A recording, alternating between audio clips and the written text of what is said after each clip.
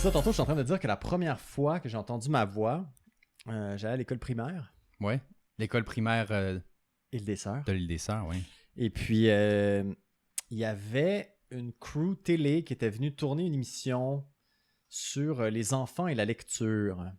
Bah ouais, tu te rappelles de ça? Ouais, je m'en rappelle très très bien. Wow. Puis, Ça t'a marqué? puis là, j'ai passé à la télé, et puis je me suis vu à la télé, puis je me suis entendu de l'extérieur pour la première fois de ma vie, et j'étais vraiment pas content T'es pas du sérieux? son de ma voix, parce que tu t'entends un peu, ben déjà, je l'avais pas mué, puis tu t'entends toujours un peu plus grave qu'en réalité, tu sais. Oui. Et puis, voilà, donc ma voix était très aiguë. T'avais trouvé que ta voix était trop aiguë, finalement. Trop aiguë, j'avais une voix de petite fille, je trouvais. C'était mon opinion, parce que j'étais juste pas habitué de l'entendre, en fait. Puis tu sais, c'est ça, tu l'entends juste dans ta tête, mais c'est complètement différent quand tu t'entends de l'extérieur après. Parce que donc, après que t'aies appris que t'avais une voix un peu aiguë, Ouais. t'as tout de suite décidé de faire du sport, si j'ai compris. Directement, le lendemain, j'étais abonné au gym. À 8 ans. Ouais, à 8 ans. Non, je pense que la première fois que je suis rentré dans un gym, j'avais 16 ans. Puis c'était avec mon papa. Puis mon père qui était un athlète de haut niveau dans sa jeunesse. Oui, il était il a gagné des... champion d'haltérophilie en France. Ouais, c'est ça. Et puis lui, il m'a montré les rudiments de l'entraînement. Dans le gym, évidemment, pas d'haltéro. Là. Et puis ça... Donc, tu t'as pas montré les lifts spéciaux, c'était juste des petits il en mouvements faisait de base. temps en temps pour se la péter, mais il m'a pas montré ça. Il m'a montré ça à squatter. Tu sais, comment... En fait, il m'a montré comment programmer mon entraînement. OK. Puis, À 16 ans. à 16 ans, ouais. Puis il était très old school dans sa programmation, mais c'était une programmation qui était très efficace. Puis, bon, je me suis entraîné comme on and off avec lui jusqu'à l'âge de 18 ans. 18 ans... j'ai dérapé légèrement, j'ai perdu mon chemin. OK. Donc, j'ai fait pas mal de party dans ces années-là pendant à peu près 4 ans, jusqu'à 22. Puis à 22, j'ai déménagé, j'ai changé mon cercle d'amis, etc. Puis après m'être détruit la santé pendant 4 ans, je me suis dit, qu'est-ce que je peux faire pour... Parce que là, je me suis senti le plus mal que je pouvais me sentir dans ma vie. Je me suis dit, À cause de ces 4 ans de party. Exact. Donc, qu'est-ce que je peux faire pour... me sentir le mieux que je me suis jamais senti dans ma vie. Donc, j'ai commencé à m'entraîner vraiment plus sérieusement. Et puis, j'aurais dû écouter ce que mon père me disait au début, les programmations qu'il me donnait au gym. J'aurais eu des résultats bien meilleurs. Alors, je faisais carrément n'importe quoi. Puis, tu sais, je prenais mes informations un peu partout. Puis, une information qui revenait souvent, c'est tout le temps changer ton entraînement, de tout le temps comme pour muscle confusion, qu'ils disent en anglais. Là. Pour confondre un peu ton muscle. Pour exact, c'est ça. Pour le tromper. Exact. Voilà. Et puis moi, j'ai mal compris cette info-là. Puis je m'entraînais de façon différente à chaque fois que je rentrais dans le gym.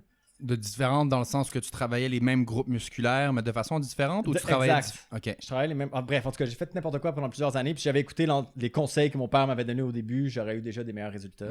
Donc, ce qui démontre que de suivre une méthode qui est déjà un peu structuré ou prouvé, ça vaut la peine. Ça vaut la peine d'avoir un coach, finalement. Ouais. Mais en fait, la programmation est extrêmement importante. La façon dont tu programmes ton workout est vraiment très, très, très importante.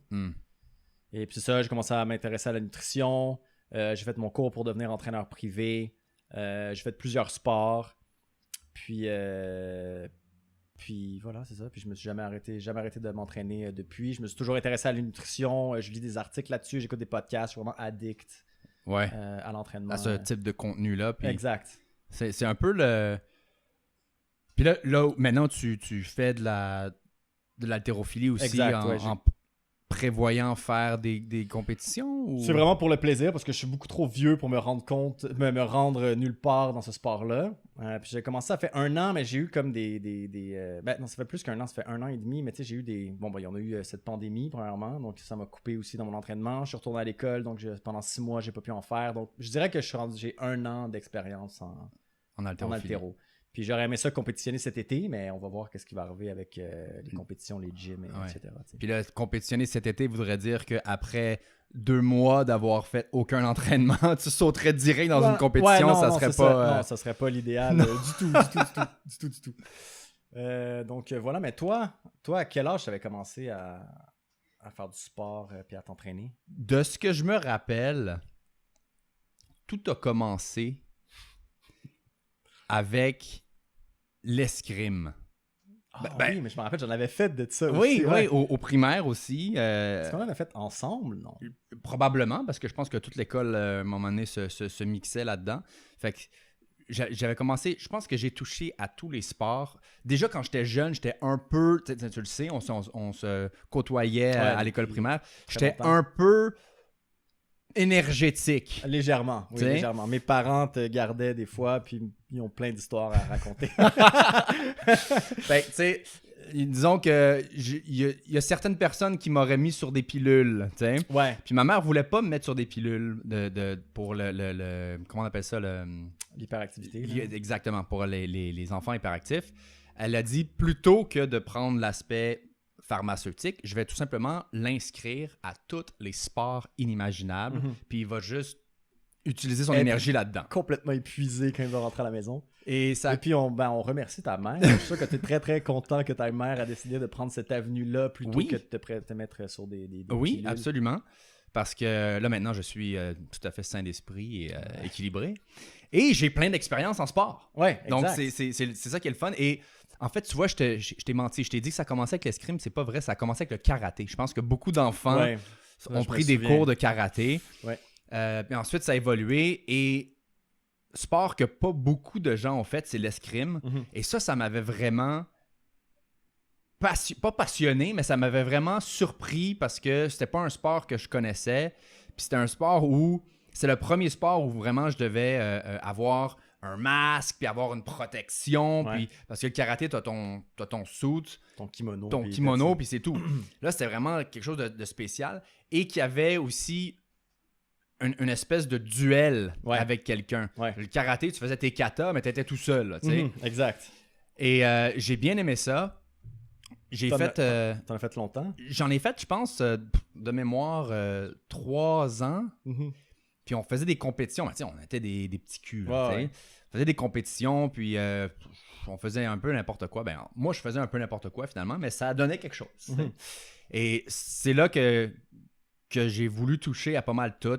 Fait de l'escalade, fait tout sauf de la plongée sous-marine, je te dirais. OK, nice. Est-ce que tu aurais peur de faire de la plongée sous-marine ou c'est quelque chose qui t'intéresse? Ben, en fait, quand j'étais jeune, j'étais asthmatique aussi. Fait que, on m'avait dit que le fait d'avoir la bonbonne, tout, d'aller sous l'eau, c'était peut-être pas idéal pour un asthmatique. Fait que j'ai jamais fait de plongée. Encore aujourd'hui, j'ai jamais fait de plongée. J'ai fait de l'apnée. Okay. Mais c'est quelque chose qui m'intéresserait de faire de la plongée. Mais en même temps, j'ai excessivement peur des requins. Donc, je sais pas si j'aurais le courage de faire ça. Mais tu regarderas des vidéos là-dessus parce qu'apparemment, les requins, c'est vraiment des très, très, très gentils. C'est ce qu'ils disent tous. Ouais. Ça fout la trouille. Tu parleras de ça à la fille qui s'est fait manger le bras en faisant du surf. Elle se débattait à la surface, de l'air d'un... Ouais, je sais pas. Je me dis que j'ai 100% de chance de jamais me faire attaquer par un requin si je fais pas de plongée sous-marine. Ça, c'est vrai. Que tu aides les odds à pas te faire attaquer par un requin. Donc, j'ai touché pas mal tous les sports. Et pour revenir à ta question qui est par rapport plus au gym, j'ai eu une piqûre pour le gym au secondaire. Durant l'heure du midi, déjà au secondaire, c'était le basket qui m'a vraiment allumé, ainsi que le tennis. Et durant l'heure du midi, il y avait la salle de gym qui était ouverte. Fait que je me rappelle très bien, je me dépêchais pour manger le plus vite possible. Chose que je recommande à personne de faire, de manger extrêmement rapidement et d'aller s'entraîner tout de suite après. Je pense que j'aurais fait le contraire. Ah ouais, c'était vraiment pas intelligent de ma part, mais bon, je voulais maximiser mon heure de lunch. Puis, au secondaire, on est un petit peu mis en queue leu-leu. Ben, voici ce que vous devez faire. Allez là-bas, allez là-bas, allez là-bas. Fait que nous autres, c'est OK, là, il faut aller dans la salle pour manger. Fait que j'allais manger. Et ensuite, j'allais faire... Et un peu comme toi, je faisais un peu du n'importe quoi. Je pense que mon dada, c'était le bench press. Ouais, évidemment. On a tout notre exercice favori. Ouais, le bench press. Puis, encore une fois, j'avais pas de conceptualisation dans ma tête de faire plusieurs groupes musculaires, de faire des groupes musculaires opposés pour s'équilibrer, etc., etc. Fait que nous autres, on essayait juste de lever let's go, on va être capable de faire une plate. Avec puis, une forme épouvantable, aucun range of motion. Non, c'était spécial. Puis je m'entraînais en tandem avec Félix, qui lui était dans l'équipe de football. OK. Fait que lui devait vraiment travailler en puissance et tout pour... D'ailleurs, j'ai complètement refusé de faire le try-out de football. Ça, c'est un sport auquel je n'ai pas joué, que je n'ai pas pratiqué. Pourquoi t'as refusé? En fait, c'était la même journée. C'était-tu la même journée? Ou une ou deux journées de différence? Ou la même journée? Écoute, comme on voit, mes souvenirs sont un peu flous. Entre le try-out de basket et celui de football. Et le coach de football m'a regardé, j'étais quand même assez grand pour un gars du secondaire, puis il me dit « Ah, toi, écoute, tu devrais jouer dans l'équipe de football. » Puis l'équipe de football du Collège Notre-Dame est super bonne, elle gagne beaucoup, etc., très compétitif. Le Collège Notre-Dame est très, très fier de l'équipe des Cactus. Et donc, c'est comme une fierté de faire partie de l'équipe. Ouais. Et là, il m'a dit, tu devrais faire ça. Moi, je connais rien. Zéro du football. Encore aujourd'hui, j'ai de la difficulté à comprendre les règles, OK? Parce que je passe aucun temps là-dessus. Je n'aime pas non plus regarder le football. Et donc, il me dit, va essayer le suit. Va essayer les épaulettes, va essayer les affaires pour voir qu'est-ce qui te fit. Puis je dis, OK, j'essaye ça. Puis pendant que j'essaye ça, il dit, toi, donc, tu serais un linebacker. Je suis comme, ah bon? Tu aurais pu me dire, tu vas être un Steedle Faden Tweedle. Ça aurait fait la même chose dans ma tête. Je suis comme, OK, un linebacker. Puis ça fait quoi un linebacker? Il me dit, ben ça, puis encore là, je me rappelle même pas si c'est la bonne réponse. Il me dit, ça, c'est fait pour bloquer telle personne, protéger telle autre personne. Puis là, je comprends dans ma tête, en mettant les épaulettes, je suis comme, OK, je vais me faire rentrer dedans là, tout le temps. Là. Ouais. Ça me tente pas tant. De me faire ramasser dans mes temps libres pour le plaisir. Fait que j'ai dit, sais-tu quoi? Ça m'intéresse pas. Je les ai enlevés. J'ai dit, non, sais-tu quoi? Je vais pas y aller. Je suis allé dans le try-out de basket à la place. Puis je suis très content d'avoir fait ça parce que là, j'ai joué au basket tout mon secondaire, tout mon cégep. Puis à l'université, j'ai pas joué au basket parce que là, j'ai fait la transition plus vers le tennis après le cégep. Mais basket, je joue encore d'ailleurs. Mais tu as commencé le tennis quand même jeune, non? Il me semble, oui, je me souviens, tu joues au tennis. J'ai commencé le tennis très jeune. C'est un des sports que ma mère m'a... obligé. Pas obligé, mais elle m'a fait pratiquer dans son... À tes souhaits. Dans son... J'ai que des mots anglais qui me viennent en tête. Ouais, moi aussi, j'en ai beaucoup qui me viennent en... dans son idée de me faire dépenser de l'énergie. Et là, je me rappelle aucunement de ça parce que, à ce qui paraît, j'avais 4 ans et demi, 5 ans. OK. Où j'étais dans un camp de tennis et ma mère reçoit un appel qui lui dit Madame Laquin, oui, on aimerait vous parler de votre fils. Puis là, ma mère, qu'est-ce qui se passe? Oh non. Qu'est-ce qu'il a fait encore? Soit il a fait une connerie, soit il s'est blessé. Qu'est-ce qui se passe? Elle attend une mauvaise nouvelle au téléphone. Et là, il dit non, pas du tout. On remarque un talent assez exceptionnel de votre fils. Est-ce que vous jouez au tennis? Parce que ma mère, elle n'est pas dupe. Elle dit, OK, là, ils veulent me vendre des leçons de tennis. ouais. Fait que comme, OK, ben là, à 5 ans, je pense pas. Regarde, si vous me garantissez qu'il est le prochain André Agassi, on va peut-être y penser à des leçons de tennis. Elle dit, est-ce que vous jouez au tennis? Oui. OK. Donc, venez 30 minutes avant la fin, vous allez voir. Qu'est-ce que je veux dire? Fait que ma mère, elle part plus tôt du bureau, elle arrive pour regarder, puis là, elle nous voit des petits enfants de 5 ans qui courent un peu partout. Font n'importe quoi. Il y en a un qui joue de la guitare avec la raquette, l'autre, il se la frappe d'en face. T'sais. Puis là, le coach de tennis vient voir ma mère et lui dit, regardez, Eric, c'est le seul enfant qui court vers la balle. Il la frappe pas tout à fait bien, il la frappe pas tout le temps, des fois il la touche pas pantoute, mais il a déjà compris que la balle s'en va là, je devrais courir dans cette direction-là, puis il est proche du bon timing. Puis elle dit ça, normalement, il est comme 1 an, 2 ans en avance sur sa perception, etc. Donc, il y aurait un bon potentiel là-dedans. Fait que ma mère, elle a fait « OK, on va le mettre dans le camp de tennis ». Fait que tous les étés, j'étais dans le camp de tennis. Et j'ai développé un amour pour le tennis tellement que j'ai fait la transition comme coach de tennis. J'ai coaché pendant 16 ans. Et à travers le coaching de tennis, il y a une préparation physique qui est extrêmement importante. Parce que toi, tu as déjà joué au tennis aussi dans le même camp de tennis. Que toi, ouais. Puis je me rendais compte que tu étais rendu à un niveau fucking élevé. Puis moi, j'étais loin derrière. Là, mais ouais, je me rappelle qu'on a déjà été à des camps de tennis ensemble. Ouais. Bon, tous les petits jeux qu'on jouait et tout. Puis il y a un moment, je sais pas si tu te rappelles, la structure du camp de tennis, c'était à, je sais pas, 4 heures, ça se terminait. Fait qu'à 3 heures, on allait tous à la piscine, puis on passait à la dernière heure du camp à la piscine. Puis moi, j'étais comme, non.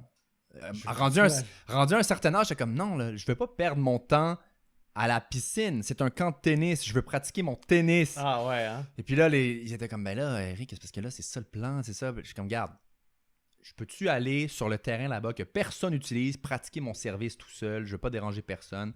Éventuellement, ils m'ont laissé faire ça. Puis vous pouvez me regarder, j'étais le terrain juste à côté de la piscine. Fait que t'étais vraiment un mordu. Ouais, un vrai. T'étais dédié à ton sport. Ouais. Là. Tu t'aimais vraiment ça. Exact. Un mordu de tennis. Puis là, j'avais pas non plus le concept que tu pouvais t'entraîner physiquement pour améliorer aussi ton sport. Ouais. Parce que si t'es plus fort, si t'as une meilleure endurance, si t'as une meilleure explosivité, ça va faire une énorme différence dans ta performance au tennis, au basket, au football, dans n'importe quelle affaire. Et dans ta vie de tous les jours aussi. Chose qu'on se rend compte plus on vieillit, que quand on est plus en forme, on est moins essoufflé quand on monte les escaliers, quand on se penche pour prendre des affaires, on a moins de problèmes de dos, etc. Tu peux te comparer aux gens autour de toi, puis tu fais comment ça, lui il a de la difficulté à faire ça, puis moi je peux faire ça extrêmement facilement. Comme... Exact. C'est fou comment les gens aujourd'hui sont pas en forme. Hein? Non. Et le pire, c'est qu'ils sont pas conscients aussi à quel point ils sont pas en forme. On dirait que les gens abdiquent souvent à je suis rendu vieux, c'est normal. Je suis rendu, genre, ils abandonnent avant même de commencer en se disant c'est parce que je suis rendu vieux, là, genre, c'est pour ça que je prends du poids vraiment facilement, tu sais. Puis en tout cas, c'est poche. Ben, c'est rendu une norme sociale. Ouais, exactement. Les gens ont accepté l'idée par défaut que avec l'âge vient du poids, vient plus de gras, vient moins d'habileté physique, vient des maux de dos, vient des maux de genoux, etc. Mais c'est pas obligatoire. Non, ça. aucunement. Hein. Tu peux monter jusqu'à 90 ans, 95 ans, puis pas avoir mal à nulle part, tu sais. Je voyais une vidéo justement d'un gars de 63 ans qui fait des compétitions de bodybuilding et qui a commencé à s'entraîner à l'âge de 40 ans. Ouais. Quelque chose comme ça. Mm-hmm. C'est hallucinant, mais c'est une décision que cette personne-là a prise pour mettre sa santé en priorité, tout simplement. Exactement. Puis, donc, c'est ça. Transitionner avec le tennis, j'ai fait une transition dans la préparation physique parce que j'ai réalisé que, OK, si je frappe 80% du temps avec ma main droite, à un moment donné, mon bras gauche devient plus faible. Fait qu'il va falloir que je m'entraîne pour équilibrer, pour éviter des blessures. Puis, je voyais d'autres coachs de tennis aussi qui se plaignaient de maux de dos. Ben, c'est parce que quand tu enseignes 40, 50 heures de tennis par semaine, à un moment donné, des mouvements répétitifs, ben, ça fait en sorte que tu développes certaines lacunes ou certains... déséquilibres musculaires aussi. Exactement. Fait que là, j'ai regardé la préparation physique, je me suis intéressé à ça, j'ai fait beaucoup de recherches là-dessus, j'ai fait mon cours pour devenir entraîneur personnel aussi. Et dans le pur objectif de moi savoir quoi faire pour moi, j'ai pris quelques clients à droite à gauche, puis c'est un petit peu ça, c'est comme ça que je me suis vraiment intéressé à ce genre de choses-là. Puis comme le bodybuilder de 63 ans, de mettre ma santé, ma performance, mon endurance, pas juste pour le look, mais pour tout ce que ça amène dans la vie de tous les jours, en plus des performances améliorées dans les sports que je pratique. Mm-hmm. Mais de toute façon, le look, si tu es en santé, puis tu t'entraînes, puis tu prends soin de toi, le look va venir comme tout seul. Là, ça vient avec. Exact. Je regardais un bonus. Il est en bonus. C'est ça. Je regardais une vidéo de Anthony Robbins, puis il disait dans dans tous mes séminaires, dans toutes mes conférences, je pose des questions. Qui ici s'entraîne 5 fois semaine? Levez-vous. Puis en regardant ces gens-là, tu le sais qu'ils s'entraînent 5 fois semaine. Exact. Ils sont tous en forme. Ils ont tous l'air, peut-être pas coupés au couteau, mais ils ont tous l'air bien dans leur peau, en forme et tout. Fait que le look qu'on a est reflété par les décisions qu'on prend par rapport à la nutrition, qu'est-ce qu'on mange, qu'est-ce qu'on boit, par rapport à notre activité physique. Puis ça, tout le monde le sait, mais peu de gens le font correctement. Exactement. Pourquoi, selon toi? Parce que ça prend de l'effort, c'est pour ça. Parce que c'est plus facile de rester assis dans ton divan, écouter la télé, puis manger des chips que de lever le cul puis d'aller au gym pour t'entraîner. Puis l'affaire, c'est que les gens prennent pas le temps de commencer à le faire. Parce qu'une fois que tu commences à le faire puis que ça rentre dans ta routine, tu deviens addict à ça. Puis non seulement ça, c'est quand tu es capable de rentrer ton entraînement dans ta routine, après ça, la nutrition va venir avec. Parce que tu dis que je m'entraîne, je ne vais pas m'entraîner pour rien. Parce que 80% ou je ne sais pas c'est quoi le pourcentage de ton résultat va venir de ta nutrition, tu sais. Ben, ils disent 70-80%. Tu lis différents articles, différentes recherches, ils disent différentes choses. Mais bref, si tu manges des Big Mac à longueur de journée, tu as beau t'entraîner, tu vas rester dodu, tu sais. Puis tes performances au gym vont être assez moyennes. Pas mal. Mais ça pour dire que tout ça va finir par venir ensemble. Puis une fois que c'est dans ta routine, une fois que tu commences à avoir des résultats, c'est là que tu deviens comme un peu accro, je dirais, tu sais. Parce que tu te sens bien, tu es plus en forme, tu manges mieux, tu es plus beau. Fait pourquoi arrêter, tu sais? Ouais, ben ça devient, ça devient une genre de drogue finalement, mais une drogue positive. Ouais, un peu saine, je dirais. Un peu beaucoup saine.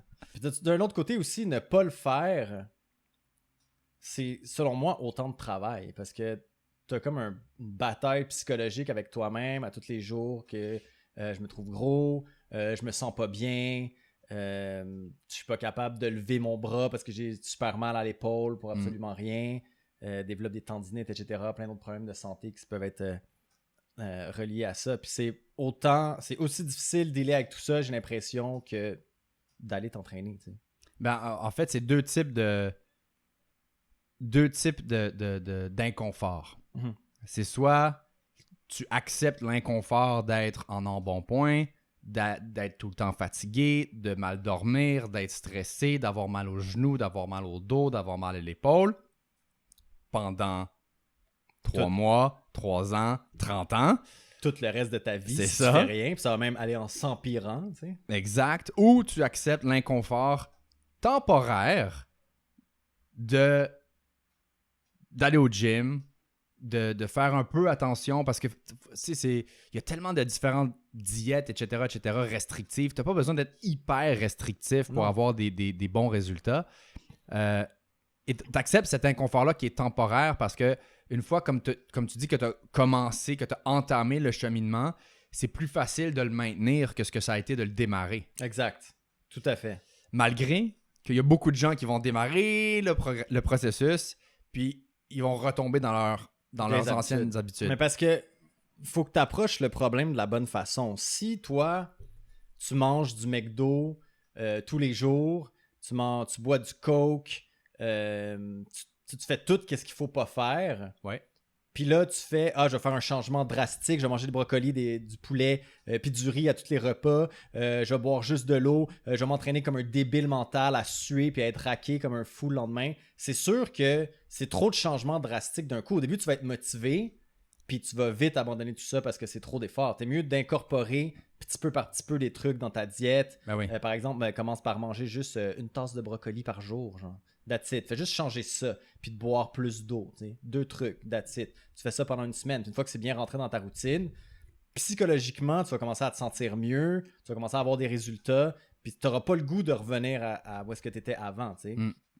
Donc, je pense que tu es mieux de changer tout petit peu par petit peu plutôt que de faire un gros changement drastique qui ne tiendra pas. Tu es mieux de faire une diète, c'est moins efficace que changer tes habitudes. Exact. Parce que dans le fond, le fitness, c'est un style de vie. 100%. 100%. Tu peux pas dire, ah, là, je vais travailler sur mon fitness pendant 3 mois, puis après ça, j'arrête. Non. Ça marche pas. Ouais. C'est un petit peu comme tout dans la vie. Ouais, exact. Si tu veux des résultats qui perdurent, il va falloir que ton effort se tienne également. Fait que finalement, c'est de trouver une façon d'incorporer des routines qui vont supporter l'objectif que tu vas avoir dans le temps. Exact. Exactement. C'est sûr que c'est ça. Parce que au début, tu as la motivation, mais éventuellement, la motivation, elle s'en va. Puis il faut que ça devienne autre chose. Il faut que ça devienne une habitude ou une routine, tu sais.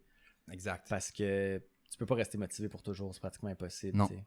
Fait que si tu fais trop des gros changements drastiques, tu vas vite retomber dans tes vieilles habitudes. Exemple, mon oncle, il trouvait qu'il avait pris du poids. Fait qu'il est allé sur une diète keto. Il a coupé complètement les carbs. Hey.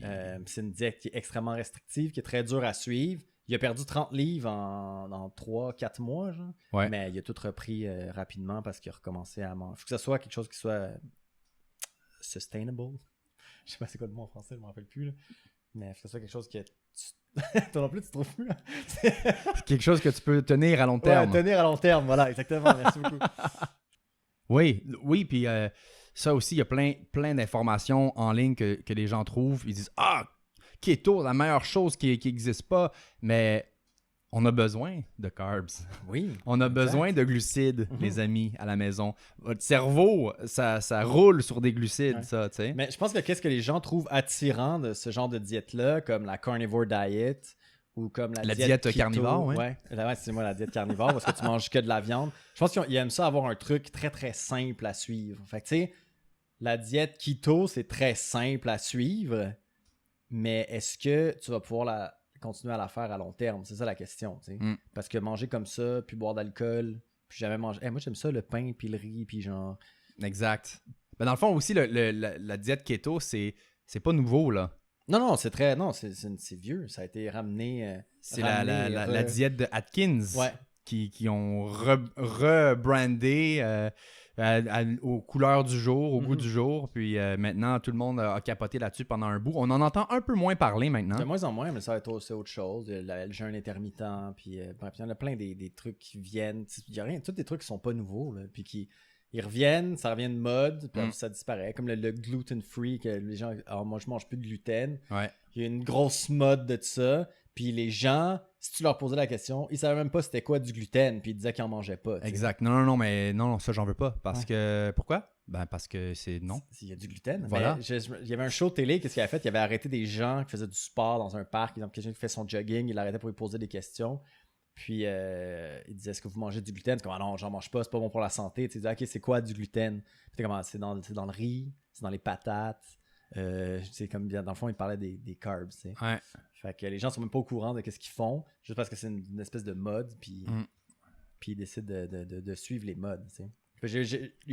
C'est sûr que la diète keto va refaire surface éventuellement, peut-être dans 10 ans, on va en entendre parler sous un autre nom. Ouais, exact. On en reparlera. Puis peut-être qu'on pourra faire des épisodes pour parler des diètes. Parler des différents systèmes, des différentes diètes, des différents types de modes, justement, qui arrivent et qu'est-ce qui est bon, parce qu'il y a du bon, puis il y a du moins bon, puis qu'est-ce qui va fitter avec le style de vie, parce que dans le fond, tout est bon, comme on a dit, si tu peux le maintenir à long terme. Exactement. Et si ça te donne pas des carences, parce que c'est toujours ça le problème avec les diètes qui vont être restrictives, c'est que ça amène des carences alimentaires qui amènent, oui, tu vas perdre 20 livres, mais toute ton énergie est à terre. Ouais. T'es plus capable de dormir, t'es plus capable de te concentrer, t'es plus capable de réfléchir, tu te rappelles plus de ton nom. OK, j'ai perdu 20 livres, je me rappelle plus de mon nom. Ouais. Pas vraiment le fun. À quel prix, tu sais? C'est ça. Fait que, non, c'est ça. Comme tu dis, toutes les diètes sont bonnes. Il faut juste faire attention, s'assurer de la faire comme il faut, premièrement. Puis deuxièmement, il faut juste s'assurer que ça fit avec ton mode de vie, c'est tout, tu sais. Puis moi, je sais que je pourrais pas. C'est impossible. Je pourrais pas faire ça.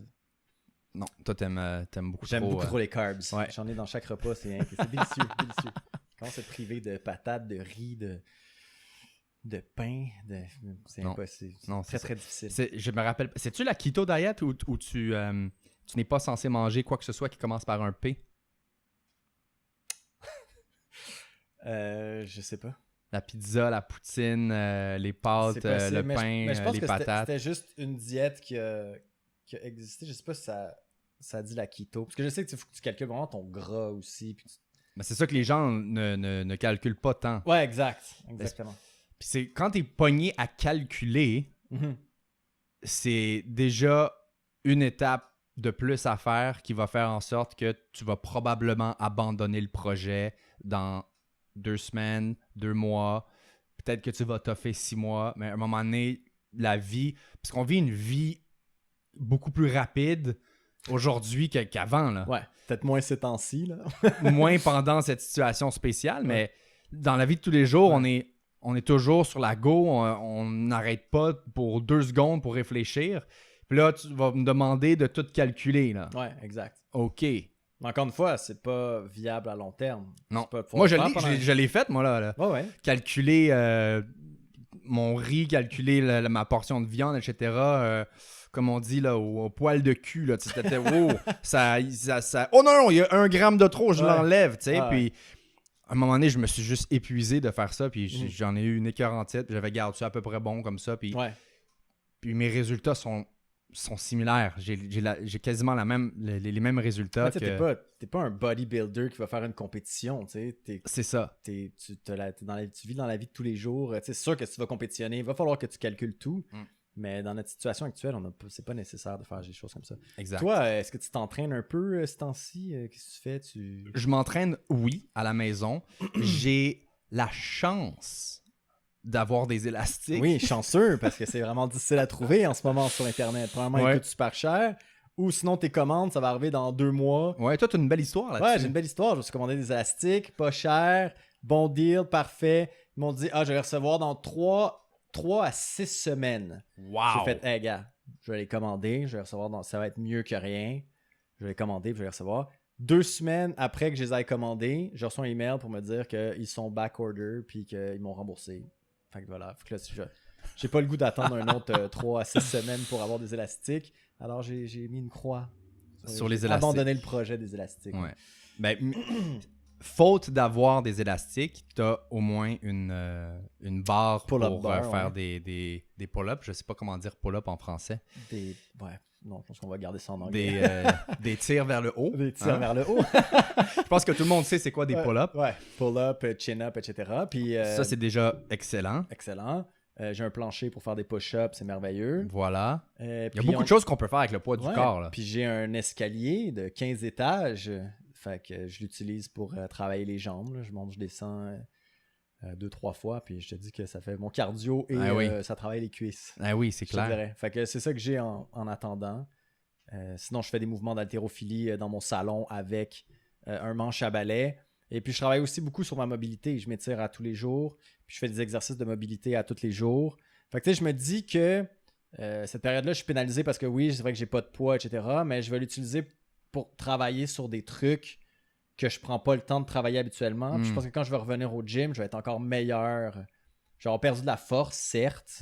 Mais je vais être encore meilleur que quand j'ai arrêté. T'sais. C'est ça mon objectif. C'est de prendre cette période-là. C'est pas facile, c'est plate, mais de trouver une solution pour la rendre productive. T'sais. Ben oui, effectivement. Parce que, comme tu dis, c'est des choses qu'on prend pas le temps de faire nécessairement en situation normale. Exact. Et là, on a le temps, on a beaucoup de temps. On a beaucoup de temps. On a le temps de faire ça. Ouais. Mais pour revenir à ta question, parce que je suis intéressé par les exercices de mobilité que tu fais, j'aimerais ça qu'on en parle tantôt. Mais pour revenir à ta question, oui, je m'entraîne en ce moment avec des élastiques. Puis pour ceux qui n'ont pas d'élastiques, qui sont dans la même situation que Charles, ou qui se disent « Mais moi, j'ai même pas de pull-up bar. Qu'est-ce que je fais? Pas de pull-up bar, j'ai rien. » Il y a tellement d'exercices qu'on peut faire avec le poids du corps. C'est hallucinant. Là. On peut faire... je pense que tout le monde a quelques articles de maison qu'ils peuvent utiliser pour travailler toutes les parties du corps, tous les groupes musculaires. Fait que c'est pas un problème. Et on pourra faire des recommandations éventuellement si les gens en veulent. Mais les 2 élastiques que j'ai, je les utilise à profusion. Puis là, maintenant, il fait beau dehors. Fait que sur mon Facebook, j'ai publié une couple d'exercices que j'ai fait avec les élastiques. Puis c'est vraiment utile parce que faute de poids, un peu comme toi, au moins ça donne de la résistance. Exact. Et voilà, c'est pas mal bon. Tu vas pas fondre et perdre toute ta masse musculaire. Non. Mais la chose qui est bien, c'est que c'est plus facile de garder de la masse musculaire, que ton corps va être plus porté à garder ta masse musculaire avec peu d'efforts, donc tu vas être capable de te maintenir le temps que les gyms réouvrent. Oui, parce que la plupart des gens prennent du poids durant cette période de confinement. Oui. Puis je me suis pesé avant-hier et moi j'ai perdu 2 livres. Fait que... il faut être aussi, avec l'expérience qu'on a, apprendre, perdre du poids, etc. Je sais que, exemple, je travaillais en restauration, donc je marchais beaucoup, je m'entraînais 3 à 4 fois par semaine. Donc, je savais que je tombe là-dedans. Oui, on est dans une période de stress. Oui, je te dirais que je mange des gâteaux, puis des biscuits, etc. Puis je vais vers le comfort food. Mais, j'essaie de, exemple, manger plus de protéines parce que je sais que ça va me remplir plus. Je vais sûrement me retrouver en déficit de protéines dans des situations comme celle-là. Puis aussi, j'ai coupé un repas dans mes journées carrément. Je me suis enlevé 600 ou 700 calories Je me suis enlevé un repas carrément de ma journée. Fait que je me maintiens quand même assez bien. Parce que là, tu brûles beaucoup moins de calories que ce que tu faisais avant. Là. Exactement. Parce qu'avant, je marchais beaucoup plus l'entraînement. Là. J'ai plus d'entraînement, puis on est très sédentaire, là, je dirais. Le divan est un bon ami. Je prends des marches quand même, là, mais ça équivaut pas à passer 8 heures de ma soirée à marcher non-stop. T'sais. Ben non, tu faisais probablement quoi, 20 000 pas par jour, facile. Facile. C'est ça. Donc là, revenons à tes exercices de mobilité. Oui. Parce que c'est important de faire ça. Peu importe... si on revient à la vision du fitness, juste avant de parler de mobilité... Oui. J'ai la profonde croyance que nous sommes tous et toutes des athlètes. 100%. Et que certains d'entre nous ont décidé de plus faire attention et donc ont pris le bord. Et d'autres ont décidé de continuer à faire attention et continuer à être des athlètes. Parce que on n'a pas besoin d'être un athlète professionnel pour maintenir un certain style d'athlétisme, peu importe ce que ça veut dire pour chaque personne. Mais on peut tous avoir un certain fitness qu'on garde dans notre vie. Ouais. Et la mobilité, c'est quelque chose que tout le monde peut faire. Tu peux être un comptable, tu peux être un avocat, tu peux être un éboueur, tu peux être un serveur, tu peux être quelqu'un qui travaille au Walmart, peu importe. On peut tous être plus mobile puis avoir une meilleure flexibilité. Fait que qu'est-ce que tu fais donc à la maison pour ça? Ça va surtout, en fait, les avocats et puis les comptables et puis les gens qui sont assis à longueur de journée devraient travailler sur leur mobilité. En fait, ça peut pas être mauvais pour personne. Donc, je fais plusieurs trucs. Je fais un étirement actif, en fait. Tu vas recruter des muscles pour venir, exemple, te décoincer la colonne vertébrale, par exemple. Venir enlever la pression, en fait, que tu as sur tes disques. Ça, puis je fais des étirements statiques également. Étirements que tu fais puis que tu restes plus détendu. Ouais. De ce que j'ai compris, c'est qu'un étirement actif, c'est un étirement où tu vas pas juste tirer, par exemple, sur ta jambe, mais tu vas également forcer dans le sens contraire de ton étirement. Exact, c'est ça. Voilà, c'est bien expliqué. C'est bien expliqué, oui, merci beaucoup. Pour ceux qui suivent le podcast seulement en audio, on peut se faire une belle image. Pour ceux qui suivent sur YouTube... là, vous n'avez pas plus d'images parce qu'on ne l'a pas démontré. mais on pourra mettre dans les notes du podcast, on pourra peut-être montrer une couple d'exemples. Oui, d'exemples de liens YouTube, d'étirements actifs. Exact. Et d'étirements statiques. Et les étirements actifs, c'est extrêmement bon de faire ça avant une performance athlétique. Oui, tout à fait. 100%. Par rapport à un étirement statique qui n'est pas tout à fait bon à faire avant une performance athlétique. Exact. Parce que je me rappelle avoir vu des gens quand je compétitionnais au basket, puis ils s'étiraient, ils allaient toucher leurs pieds, puis ils bougeaient pas, ou ils tenaient des pauses, puis c'est comme non, on fait pas ça. Là tu vas étirer ton muscle et tes tendons, puis là après ça, tu vas leur demander de faire un mouvement explosif. Ça marche pas. Là. C'est comme ça qu'on se blesse finalement. Fait que des fois, on pense faire la bonne chose. Ben oui, je m'étire. C'est bon s'étirer.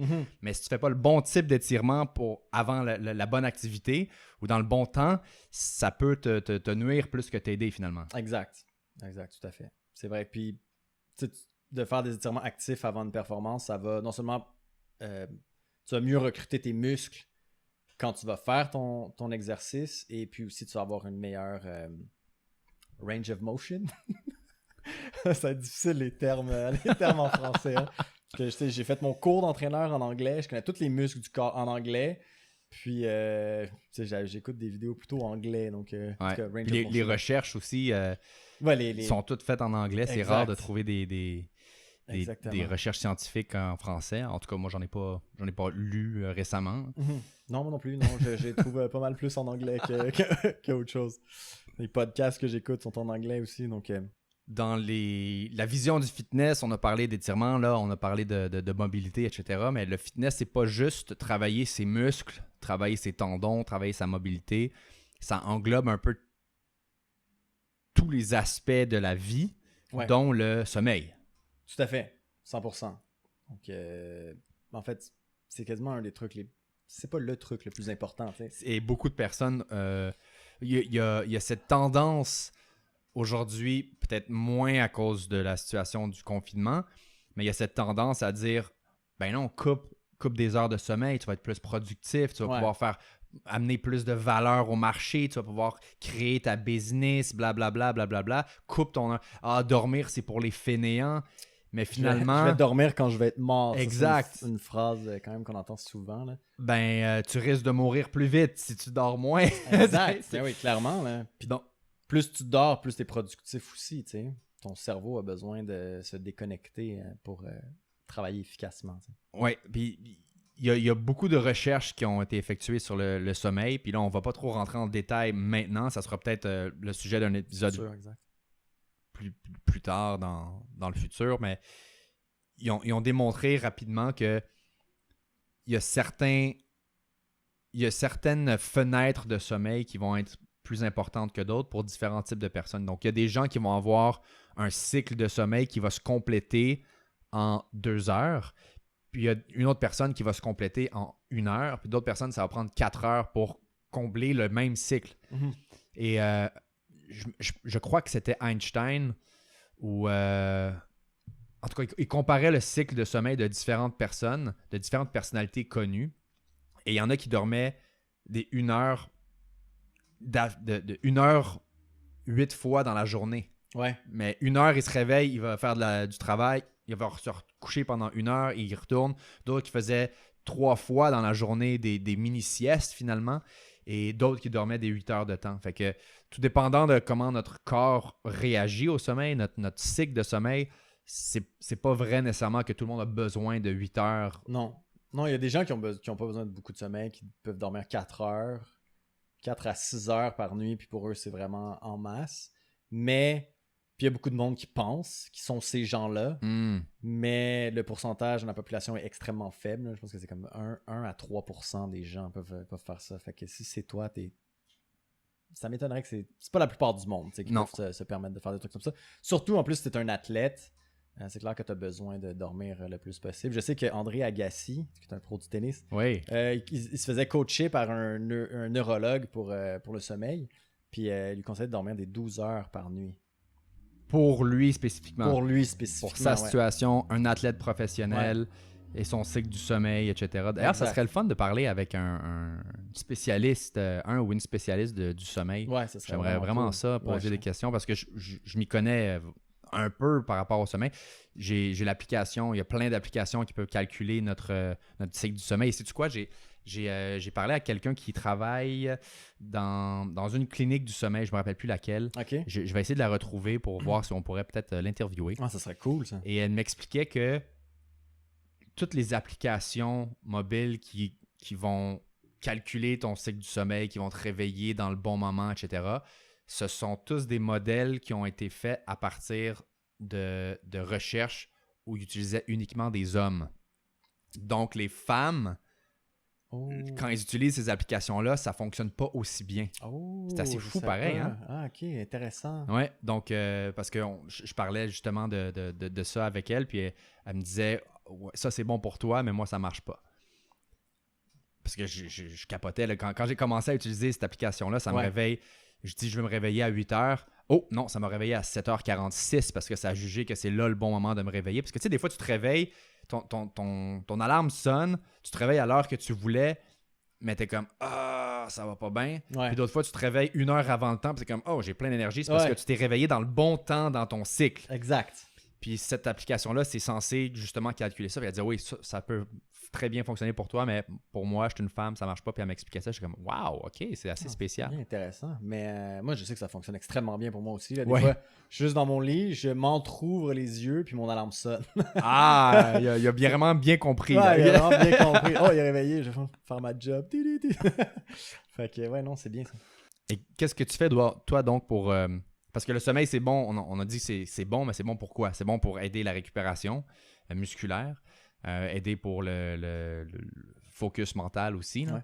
Ouais. Ça fait comme un reset, finalement, de ton cerveau. Tout à fait, 100%.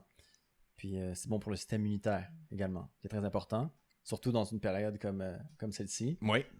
Où est-ce que, tu sais, on est confiné, on est aseptisé, on se dit de se laver les mains 45 fois par jour, de tout désinfecter tes comptoirs, de ne pas sortir à l'épicerie, de désinfecter ta nourriture quand tu la ramènes chez toi, de porter des gants quand tu vas faire tes commissions, etc.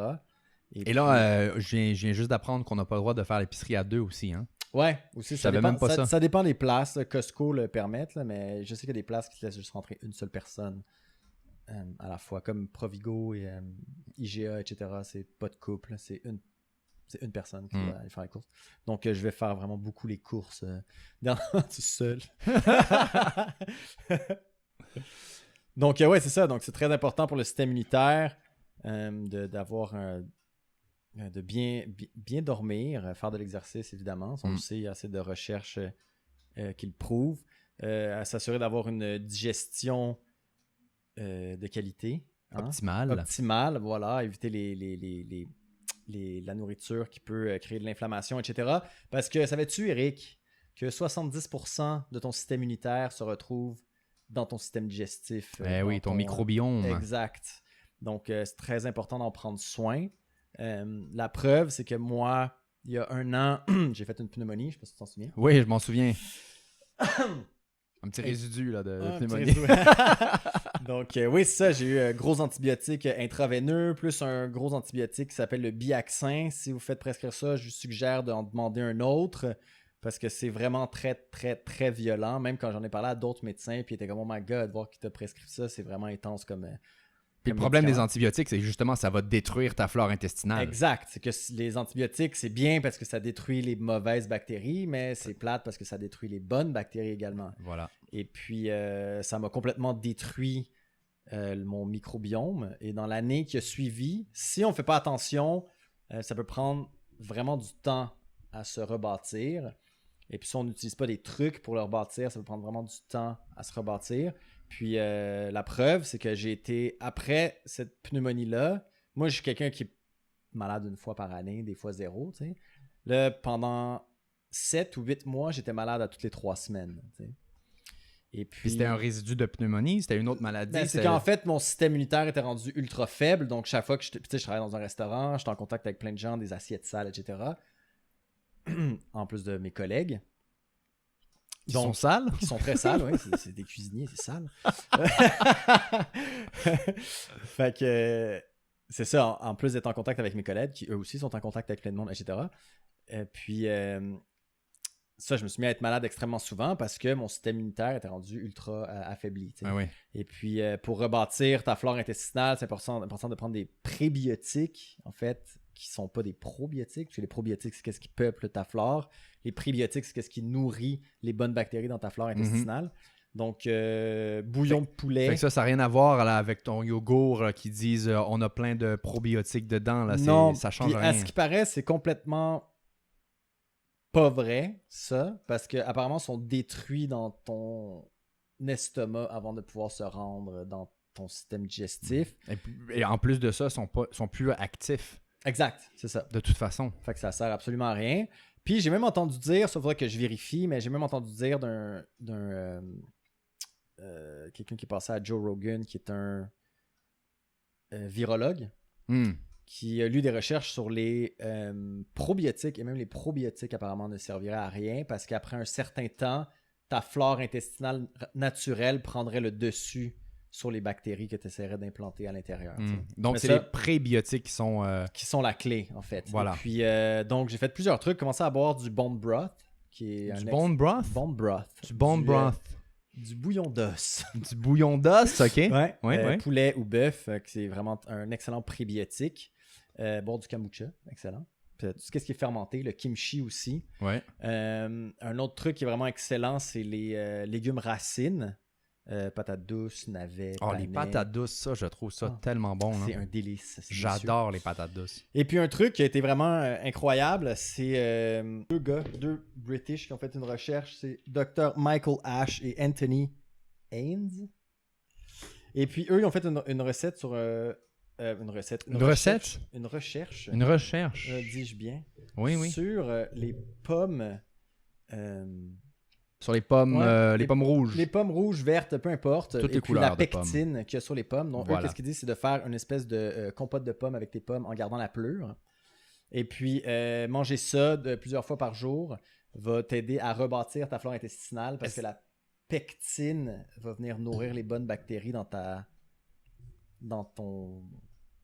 ventre. OK. Et est-ce qu'il suggère de laver les pommes? Oui, il suggère de prendre des pommes bio, de les laver, de garder la pelure. Tu les coupes comme en petits dés qui peuvent tenir sur une cuillère. Ouais. Mets ça dans un chaudron, tu mets un tiers de la hauteur des pommes, tu mets un tiers d'eau. Et puis montes ça à ébullition. Une fois que ça bouille, tu laisses ça bouillir de 8 à 10 minutes avec de la cannelle. Et puis tu peux rajouter des raisins secs si tu veux. Et puis that's it. Après 8 à 10 minutes, c'est prêt. Puis tu manges ça une fois ou deux fois par jour. Puis ça va vraiment t'aider à reconstruire ta flore intestinale. Ça peut même, d'après leur recherche, ça pourrait même régler un leaky gut syndrome.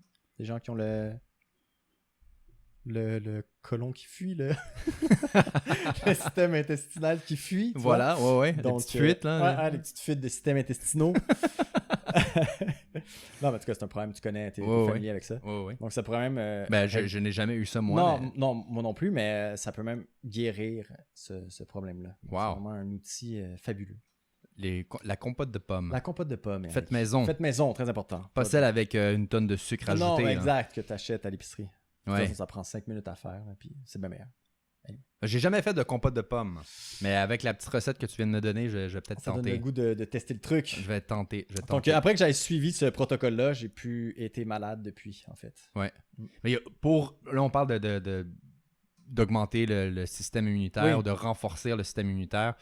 Je sais qu'il y a le zinc qui est excellent pour ça aussi, sans toutefois trop en prendre, parce que tu peux prendre trop de zinc. Il y a également la vitamine D3 aussi qui est vraiment importante. Qui est extrêmement importante, qui est en ce moment, peut-être, il y a beaucoup d'hypothèses comme quoi ce serait peut-être la clé contre le coronavirus. Ouh! Mais là, c'est des hypothèses. Mais il y a beaucoup de trucs qui sont coïncidents. J'ai des petites notes ici. Beaucoup de coïncidences. Parce que je sais que ça, c'est...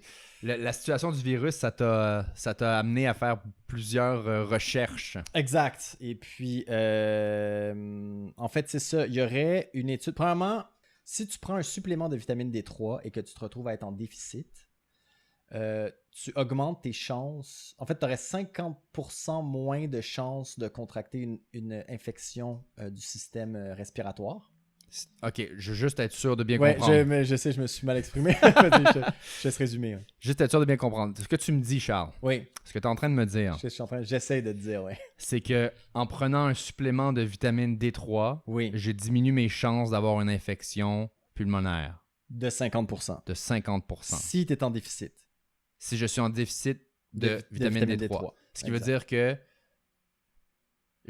à la base, je suis en déficit, je prends des suppléments, mais je suis toujours en déficit. C'est ça que tu veux dire? Non, tu es en déficit, tu prends des suppléments et tu n'es plus en déficit. OK. Tu as 50% moins de chances d'attraper un virus qui va infecter tes voies respiratoires. Et donc, est-ce que c'est faisable de ne pas prendre de supplément de vitamine D3 et de ne pas être en déficit? Absolument. Comment faire ça? En prenant du soleil. Ah! Mais... Par contre, il y a quelque chose qui est très important de savoir, c'est que notre corps sécrète de la D3 quand on est exposé aux rayons UVB du soleil. Okay? Et puis quand les gens qui vivent en Équateur, donc en Afrique, dans le sud de l'Asie, etc., sont exposés aux rayons UVB à longueur d'année. OK. Ils sont beaucoup plus souvent dehors parce qu'il fait beau et chaud. Ben oui. Alors, eux vont sécréter de la mélanine, ce qui fait qu'ils vont réduire leur absorption de vitamine D3. Donc, ils ont besoin de plus de rayons UVB pour fabriquer de la D3. Mm-hmm. Et puis là, si tu prends ces personnes-là, puis tu les amènes en Amérique du Nord ou en Suède, eh bien, ces gens-là vont se retrouver en déficit grave de vitamine D3 parce que nous, on n'a pas des rayons UVB à l'année. On en a seulement pendant une partie de l'année. Oui. Ça leur prendrait peut-être 2 fois plus de soleil que toi pour avoir un niveau normal. Et donc, ça leur prendrait 2 fois plus de suppléments de vitamine donc, D3 en plus pour du combler. Soleil, exact. En plus du soleil, ils devraient prendre un supplément de D3. Et évidemment, le mieux, c'est de passer un test pour voir le niveau de vitamine D3 dans le sang. Là. Surtout pour des personnes dans cette situation-là. Parce que si on remarque par rapport justement au corona, c'est les personnes avec les gens avec la peau plus foncée se sont retrouvés à être plus malades. Il y a eu beaucoup plus de cas dans les gens qui ont la peau plus foncée, en fait. Et puis, il y a une étude aux Philippines aussi qui se sont rendus compte que avec un niveau de vitamine D3 normal, en fait. Quand tu dis normal, ça veut dire équilibré. Okay. Exact. Il y aurait 8 fois moins de chances d'avoir une forme sévère du coronavirus. 8 fois? Ouais, 8 fois. Et puis 20 fois moins de chances d'avoir une forme critique du coronavirus. Et puis une étude en Indonésie qui ont réalisé aussi que 98% des gens qui sont décédés là-bas étaient en déficit de vitamine D3. Donc, finalement, ce qu'ils sont en train de découvrir, c'est que la vitamine D3 a une grande partie à jouer dans notre système immunitaire, que ce soit contre le coronavirus ou contre n'importe quoi d'autre, finalement. Exact. Parce qu'en fait, la vitamine D3, c'est non seulement une vitamine, mais c'est aussi ton corps, une fois qu'il l'a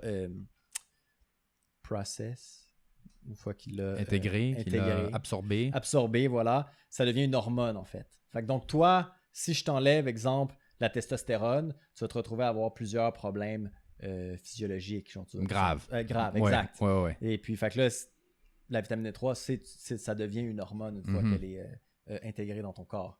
Donc, oui, ça peut créer des problèmes graves. Et puis, ça joue un rôle important sur notre système immunitaire. Et puis, peut-être... c'est pour ça aussi que, tu sais, au mois de décembre, souvent, on a des vagues de grippe, les gens qui sont malades.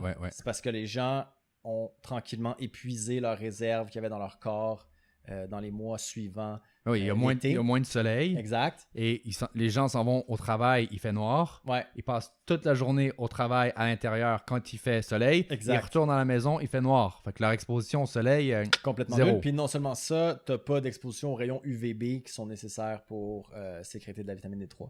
Donc, ça vaut la peine de juste s'acheter un supplément puis d'en prendre. Oui, vitamine D3, ça coûte pas tant. Ça coûte pas cher. Des peanuts. La dose recommandée, bon, c'est 4000 IUs, donc 4 petites pilules par jour. Faites attention, parce qu'il y en a que c'est des 5000 IUs, des pilules. Là. Je sais pas comment dire IUs en français. Hein? Unité. Unité. Hein? Voilà. 4000 unités. Donc, ils suggèrent 4000 unités par jour pour rester safe. Mais ça varie, hein, parce que ça varie avec le poids du corps de la personne. Ça peut varier sur beaucoup de choses, ouais, exact. Parce que moi, j'en prends 7000 unités par jour. Peu importe qu'on soit l'été, l'hiver, m'en fous. Parce que dans le fond, de ce que j'ai compris, on peut pas faire une overdose de vitamine D3. C'est possible, mais ça en prend énormément. Une quantité industrielle. Il faudrait prendre tout le pot. Il y a des gens qui ont pris 10 000 IUs pendant 10 ans, puis ils n'ont pas eu de problème de santé. Donc, que ce soit des formes vraiment, tu en prends vraiment beaucoup. Donc, la vitamine D3, s'il y a une chose que vous comprenez de tout ça, c'est prendre la vitamine D3. Au moins, c'est ça. C'est aller peu importe où, trouvez-vous de la vitamine D3. Ça coûte pas cher. Et voilà. Ça vaut tellement la peine. Puis cet hiver, vous n'allez peut-être pas tomber malade à cause que vous continuez à prendre votre supplément de vitamine D3. Tu vois, c'est vrai parce que depuis que j'ai commencé à faire ça religieusement, je n'ai pas été malade durant l'hiver, depuis que j'ai commencé à prendre à tous les jours mes 7000 unités de vitamine D3. Et là, 7000, c'est pour moi parce que je pèse 200 livres. Quelqu'un qui pèse 110 livres mouillés, peut-être pas qu'il prend. Il n'y aura pas besoin de prendre. Peut-être moins. Mais 4 par jour, pour tout le monde. Je pense que c'est 4000 unités par jour pour tout le monde. C'est safe, puis ça peut être bien. Sécuritaire. Sécuritaire, exact, pardon. Vous êtes safe avec ça, vous allez être correct. Vous êtes sécuritaire. Ouais, sécuritaire. 2 fois de suite. Puis c'est ça, fait que je suis très curieux de voir cet hiver. J'ai vraiment hâte de prendre ma vitamine D3 cet hiver et voir si je vais tomber malade. Oui, parce qu'il y a plein de gens qui disent qu'on va revoir une nouvelle vague du virus cet hiver. Exact. Puis, si c'est comme un virus comme la grippe, c'est normal que l'hiver, il y en ait plus. Parce que justement, là, on fait la corrélation avec la vitamine D3. On fait aussi la corrélation avec le fait que la qualité du sommeil, généralement, en hiver, est un peu moins bonne aussi. Exact, tout à fait. Fait que tout ça joue sur notre système immunitaire. On n'a pas parlé beaucoup de zinc. On pourra peut-être parler du zinc une prochaine fois. Mais pour savoir, parce que là, tu as donné le 4000 unités qui est bon pour tout le monde. Le zinc, moi, je prends du zinc. Toi, t'en prends-tu déjà, numéro 1? J'en prenais. Je me suis rendu compte que j'ai pas l'impression que je suis en déficit parce que quand j'en prends, je me retrouve à... parce que quand tu prends trop de zinc, tu te retrouves avec des symptômes comme si tu allais être malade. Donc, moi, personnellement, j'ai les ganglions enflés, mal à la gorge, toux, commence à avoir les sinus qui brûlent. Donc, puis c'est des signes comme quoi que tu as trop de zinc dans ton système. Donc, moi, j'ai arrêté. Des fois, parce que en plus, ça suggère 40 mg par jour. Ouais. Mes pilules de zinc étaient 50 mg. Puis j'en prenais tous les jours. Ben voyons. Fait que je me suis mis à les briser en 2. Des fois, j'en prends pas, on and off. C'est quand même... c'est important, mais pour quelqu'un qui a une diète assez variée, c'est quand même assez rare de se retrouver en déficit de zinc, tout dépendamment de la diète que les gens suivent. Là. C'est ça. Puis quand tu dis diète, il faut juste faire attention de ne pas confondre diète style nutritionnel. Ouais, style nutritionnel, c'est ce que je veux dire par diète. Ouais. Parce qu'effectivement, on peut avec la... Mais ça, c'est un autre sujet qu'on va devoir parler éventuellement. La qualité de la nutrition dans la nourriture qu'on mange aujourd'hui, qui a grandement changé depuis les 50 dernières années. Je veux dire, la nutrition que tu vas recevoir d'une pomme, tu parlais des compotes de pommes tantôt. Une pomme, pour le chrome que tu as dans une pomme aujourd'hui, pour le même niveau de chrome que tu avais dans une pomme d'il y a 50 ans, de mémoire, il fallait que tu en manges 20 aujourd'hui. C'est comme hallucinant. Hein? C'est 8 oranges pour avoir la même quantité de vitamine C qu'une orange d'il y a 50 ans. C'est comme hallucinant. Puis ça, c'est tout à partir de notre sol qui est un peu dépourvu de nutriments. De plus en plus. Je pense qu'il nous reste 40 ou 60 récoltes. Là, puis c'est fini. Le sol va être complètement asséché de nutriments. Et tout. Déprivé de nutriments. Alors, ça, c'est un méga gros problème. Ouais. 40 ou 60 récoltes, dans 60 ans, on n'a plus de bouffe. Oui, et c'est pour ça que la supplémentation devient un peu indispensable. De plus en plus. Et c'est juste un filet, un safety net. Oui, c'est un outil pour combler les carences. Juste parce que personne n'a une nutrition parfaite. T'as beau manger très très bien, je pense que c'est bien de rajouter un supplément par-dessus juste pour être sûr d'avoir couvert tout ce que tu as à couvrir, tu sais. Il n'y a pas de personne qui a une nutrition parfaite. Là. À moins que tu t'appelles peut-être Ben Greenfield, puis que tu fais rien que ça que tes journées, puis tu étudies le truc à fond, mais la plupart des gens n'ont pas le temps de faire ça. Je pense que c'est important aussi. Oui, définitivement. Puis là, ça c'est définitivement quelque chose que je veux qu'on parle, puis probablement qu'on trouvera quelqu'un avec qui en parler. Mais c'est la différence entre les vitamines synthétiques et les vitamines naturelles, parce qu'il y a plein de recherches qui démontrent que le corps absorbe autant les synthétiques, il n'y a pas de différence, etc., etc. Fait que ça, c'est parce que c'est un peu la solution qu'on va avoir dans le futur avec le problème des sols qui sont déminéralisés. je veux dire, à un moment donné, si tu n'es plus capable d'en faire pousser des oranges avec de la vitamine C dedans, il va falloir qu'on la trouve d'une autre façon. Il va falloir qu'on la crée d'une autre façon. C'est toute l'histoire des OGM et tout ça. Tu sais, finalement, les OGM, il y a des gens qui disent que c'est pas bon, il y en a d'autres qui disent que ça change rien. C'est comme, il y a tellement d'informations un peu partout. Il va falloir qu'on démystifie tout ça éventuellement. J'ose espérer qu'ils vont trouver une solution à ce problème-là. Il y en a plusieurs de solutions, là, comme ils pourraient amener... En fait, pour être sûr que ton sol s'appauvrisse pas, il faut que tu amènes des vaches. Une année, c'est une récolte de... Parce que le problème aussi, c'est qu'ils récoltent tout le temps la même chose au même endroit. Fait il faudrait qu'une année, l'année d'après, ils amènent des vaches qui vont un pâturage, puis laisse les vaches là. L'année d'après, tu mets des poules. Puis l'année d'après, tu peux planter, mais tu plantes autre chose que qu'est-ce que tu as planté la première année. Ouais, parce que là, c'est des champs de soya à pu finir, puis c'est toujours du soya, puis où c'est du maïs, puis tout le temps à la même place. Puis c'est ça un peu la rotation des terres que notre industrie a un peu obligé à ne plus faire, parce que là, on veut que ça produise, puis c'est tout. Puis ils sont mis à mettre des minéraux synthétiques dans la terre, etc. Mais c'est pas une solution qui est viable à long terme. En tout cas, mais j'espère qu'on va... Ou sinon, on va se nourrir de pilules, puis c'est tout. Comme les astronautes. Ouais, exact. Avec des petits sachets et tout.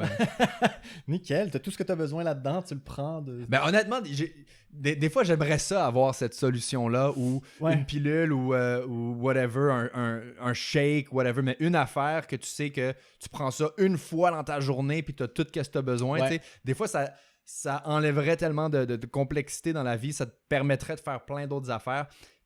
Puis là, en même temps, en disant ça, je suis comme, ah ben non, je veux absolument manger mon sushi à volonté. Exact. Fait que des fois, j'ai ce problème-là, cette combativité-là entre ces deux idées, d'avoir une solution nutritionnelle parfaite en une pilule, whatever, je prends ça, c'est réglé. J'ai plus besoin de penser à quoi que ce soit. Je peux m'occuper à mes autres projets, mes autres affaires. Puis l'autre, c'est « Ah non, je vais vraiment profiter du moment où pendant 1h30, je vais manger tous les sushis que je peux jusqu'à ce que mon ventre soit plein. » Ouais. Mais tu sais, ça serait le mix parfait, dans le fond, que tu peux savoir, parce que c'est fou le temps qu'on perd à manger. C'est incroyable. Si je peux te déjà... Ou à préparer la bouffe, à laver la vaisselle. Exact. Laver le comptoir, laver les couteaux, aiguiser les couteaux. Ben, tu as déjà jeûné là, dans ta vie, là, c'est clair. Ben oui, je fais ça toutes les semaines. Exact. Donc, tu vois, quand tu jeûnes une journée, tu te rends compte à quel point tu as du temps, ça libère du temps dans ta journée. Ouais. Donc, ce serait bien d'avoir les pilules, puis quand tu as envie de manger, puis parce que c'est vrai que c'est un plaisir aussi, manger. Là, oui, surtout les sushis. Ouais, surtout les sushis. Les sushis, les petits sushis. Très bon, très bon les sushis. Ouais, les sushis, je te dirais, les sushis, tu sais, tout à volonté. Parce que à la quantité que je mange, parce que je suis un gros mangeur, à la quantité que je mange, si je m'en vais dans un restaurant qui n'est pas à volonté. On l'a expérimenté. Là, ça nous a coûté 300$. Ouais. Ça va vite, ça va très vite. Voilà. C'est un petit peu ça, je pense. On a fait le tour de plusieurs affaires. Je pense que pour une première fois, c'est pas mal. Et puis, écoutez, dites-nous ce que vous aimeriez qu'on parle pour les prochaines fois, peut-être. Ouais. Si vous avez des questions, faites un commentaire ou envoyez-nous sur les réseaux sociaux des suggestions de choses à discuter pour les prochains épisodes, ou des questions comme Charles a dit. Et puis, soyez fit. Hein? Prenez votre fitness un peu plus au sérieux. Amenez-le, si vous le prenez déjà au sérieux, amenez-le au prochain niveau. Même en cette situation de confinement, on a tous des moyens de mettre notre fitness un petit peu plus en avant-plan dans notre vie. Prendre ça au sérieux. Ouais, si on cherche, il y a toujours une solution, toujours une façon de faire avancer les choses. Et voilà. Voilà, donc c'est ce qui conclut. Et voilà, merci. Merci beaucoup. Merci. Au revoir. Merci. À la prochaine. À la prochaine. Merci. Salut. Merci. Salut.